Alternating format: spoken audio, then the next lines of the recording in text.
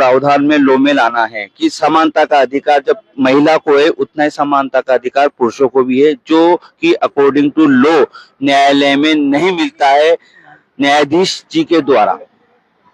इसके लिए हमारे भारतीय संविधान से निर्मित जो लॉ है उस लॉ में ही कुछ सीआरपीसी, सीपीसी और इंडियन एविडेंस एक्ट में कुछ सेक्शन है। अगर इसी लॉ को फॉलो अगर न्यायाधीश जी प्रथम संज्ञान की स्टेज पर ही ले लिया जाए तो पिटिशनर का दावा जो झूठा होगा वो उसी स्टेज पे ही आगे मूव नहीं कर पाएगा, नहीं वो ट्रायल पे जा पाएगा। इसमें कुछ प्रावधान है, जैसे इंडियन एविडेंस एक्ट का सेक्शन 101, 106, 165 जो पिटिशनर को बॉन्ड करते हैं कि burden of proof by petitioner and testimony of eyewitness. Prarthana ने जो अपना दावा विद एफिडेविट सत्यापन के रूप में दिया गया है कि मैंने जो आरोप लगाए रेस्पोंडेंट के लिए उन आरोपों को सीआरपीसी 296 सब क्लोज 2 के साथ अपने आवेदन को सत्यापित करना है, सत्य सिद्ध करना है विद सीपीसी ऑर्डर 7 रूल 14 जो ये कहती है कि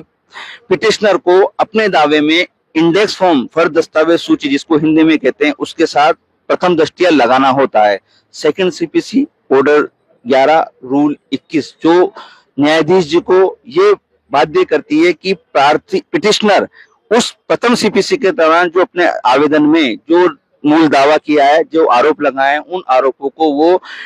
इंडेक्स फॉर्म के साथ लगाए। नहीं लगाती है तो जो सेकंड सीपीसी जो बताई है वो जज साहब उससे फॉलो करवाए। देन वो फॉलो नहीं करती है तो सीआरपीसी 349 जो ये कहती है कि जो जिसने पिटिशनर ने दावा किया है उस दावे को पिटिशनर विद एविडेंस के साथ न्यायालय में प्रस्तुत नहीं करती है तो उसको 7 डेज की प्रिमिली जेल जाना ही है, उस लॉ में लिखा है। उसके साथ साथ कुछ उसके संपठित धाराएं जैसे 345 है वो है, उसके साथ और भी धाराएं, यदि वो सबूत तब तक नहीं देती या न्यायालय को गुमराह करती है, पिटिशनर गुमराह करता है तो उसको तब तक जेल में रखा जाएगा तब तक वो सबूत ना देवे या वो खुद माफी ना मांगे कि ये मैंने दावा झूठा प्रस्तुत किया है। इसके अकॉर्डिंग जो एक और है सीआरपीसी 421 का क्लोज 1 का ए और बी जो कि कोई भी पिटिशनर जब अपने भरण पोषण का दावा करता है, चाहे कोई भी एक पिता पुत्री से हो या बेटी अपने पिता से हो या पत्नी एक अपने पति से हो, कोई भी दावा करेगा तो उस दावे में सुप्रीम कोर्ट की गाइडलाइन जो 18% न्याय का एफिडेविट होता है उसको उस एफिडेविट को भरकर देना होता है। लेकिन पिटिशनर जो होता है उस एफिडेविट को सुप्रीम कोर्ट की गाइडलाइन का हनन करता है, वो देता ही नहीं है और देता है तो उसको डिले टाइम बार करके देता है, क्योंकि उसमें ये साफ प्रावधान है कि जो भी दावा करेगा पिटिशनर भरण पोषण का उसको उसी समय ही फर्स्ट डे ही उस एफिडेविट की गाइडलाइन को पूरा करके देना पड़ेगा। उसके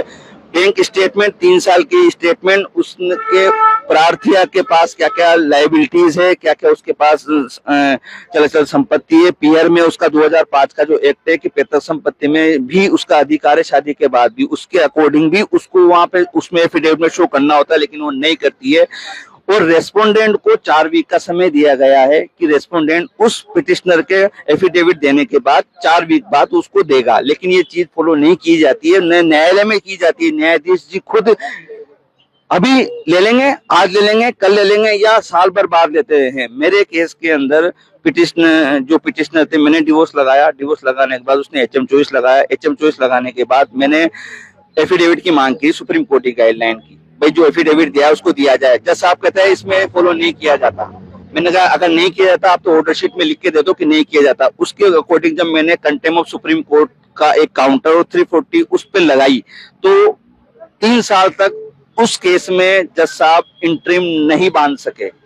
फर्स्ट जज साहब भी नहीं बांध सके, सेकंड जज साहब भी नहीं बांध सके और उसको केस को डिस्पोज करना पड़ा, ये कहते हुए कि विपक्षी